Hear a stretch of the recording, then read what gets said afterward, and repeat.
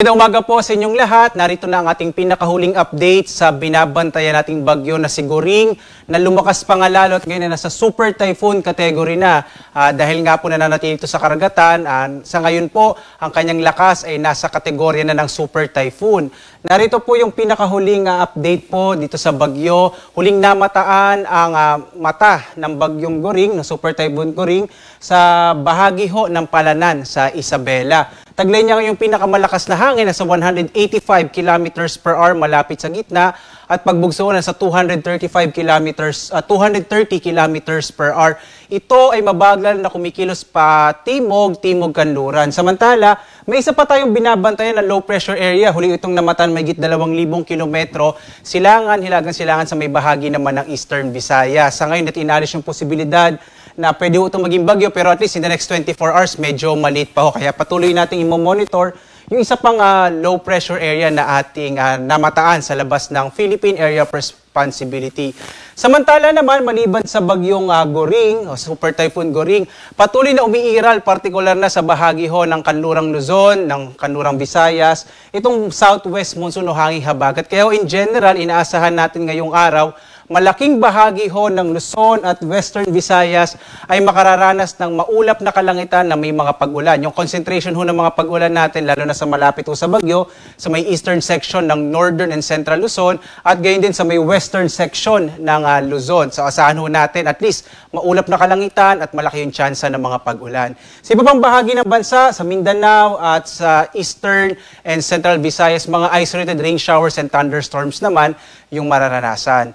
Narito yung latest track ng bagyong si Goring. Makikita ho natin, unti-unti na pong kumikilos patimog kanluran nga itong bagyo at inaasahan nga natin na ngayong araw hanggang bukas na madaling araw ay magbabago na ito ng direksyon mula ho sa south-southwest. Kikilos na ito pa bahagi naman pa east at eventually po magno-northeast na itong bagyo na to.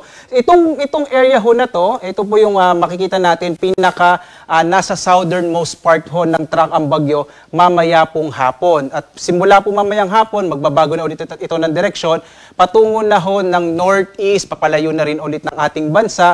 Ito yung kanyang looping na tinatawag ho natin. At eventually ho, bandang araw ng Lunes o bukas, ina-expect ho natin magsisimula itong kumilos pa hilaga at eventually po ay hilagang kanluran na, northwestward. Base ho dito sa ating latest track, mananatili ito na super typhoon category hanggang bago ito maglandfall sa may southern part ng Taiwan. Posible pong araw ng Huwebes. Possible naman na lumabas ng Philippine Air Responsibility ang bagyong Goring araw ho ng Huwebes o madaling araw ng Biyernes.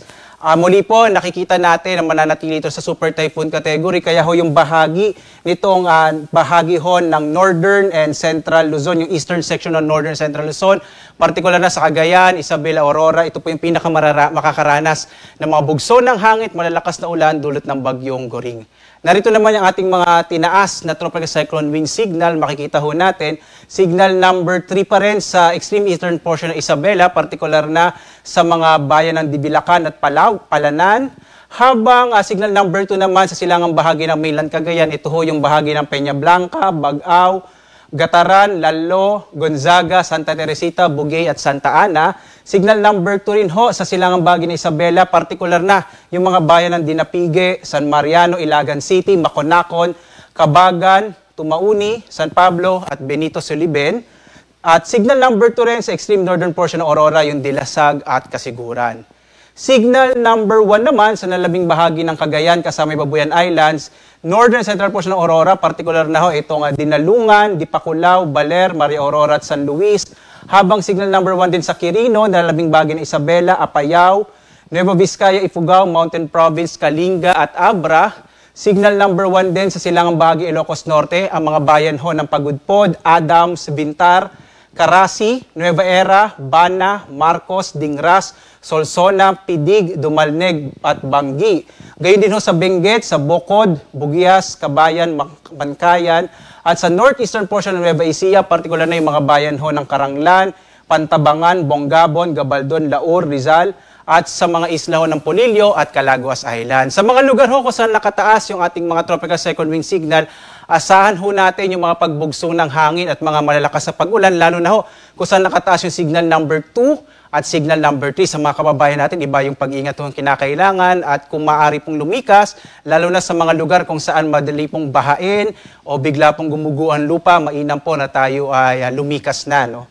At samantala ho, ito yung mga lugar kung saan inaasahan natin magkakaroon ng malalakas na mga pag-ulan dulot ng bagyong si Goring. Asahan ho itong partikular na yung Isabela, Cagayan, Ilocos Region at malaking bahagi ho ng Cordillera, kasama din yung lalawigan ng Aurora. Asahan ho, magiging malakas yung mga pag-ulan na mararanasan sa araw na ito, dulot ng bagyong si Goring. Samantala, maliban nga ho sa bagyong Goring, umiiral din yung southwest monsoon. Kaya ngayong araw, ang habagat ay magpapaulan sa malaking bahagi ng Zambales, Bataan, Occidental Mindoro, Cavite, Batangas, hilagang bahagi ng Palawan. Ito ho yung kasama yung Calamian, Cuyo Islands, yung Colyon, at gayon din ho itong Antique, Negros Occidental, at northwestern portion ng Aklan. So hanggang bukas ho, asahan ho natin posibleng malalakas na mga pag-ulan sa mga bahaging ito kung saan nakakaapekto ang hanging habagat. At in general ho, malaking bahagi ng Luzon at Western Visayas, inulit ko ho, ang makararanas ng mga pag-ulan na dulot ng pinagsamang epekto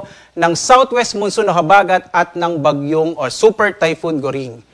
Samantala ho, may mga bugsuri ng hangin na mararanasan, bagamat hindi ho nakataas yung tropical cyclone wind signal, dulot naman ng habagat. Sa malaking bahagi ho ng Luzon, kasama din yung Visayas, Dinagat Islands at Camiguin. At bukas, asahan din ho yung malalakas na hangin na dulot ho ng southwest monsoon sa malaking bahagi ho ng Calabarzon, Mimaropa, Bicol Region, Kamaynilaan, sa Aurora, Bataan.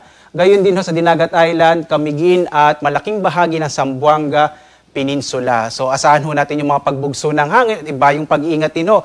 Dahil nga itong malalakas na hangin, maaari din ho magdulot ng pinsala, lalo na po pag mayroong mga infrastruktura na malapit sa lugar.